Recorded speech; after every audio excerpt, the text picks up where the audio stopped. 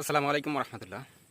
সালটা হয়তো 2013-র দিকে, সম্ভবত আমার স্মরণ নাই, 13 কি 14-র দিকে এই ঘটনাটা। যে আমি দুমকি জনতা কলেজে পড়তাম, তখন ভর্তি হয়েছি নতুন। তখন একটা ঘোষণা আসলো যে ছাত্র শিবিরে যারা কাজ করে তাদেরকে ধরিয়ে দিলে 1 লক্ষ টাকা করে পুরস্কার দেওয়া হবে।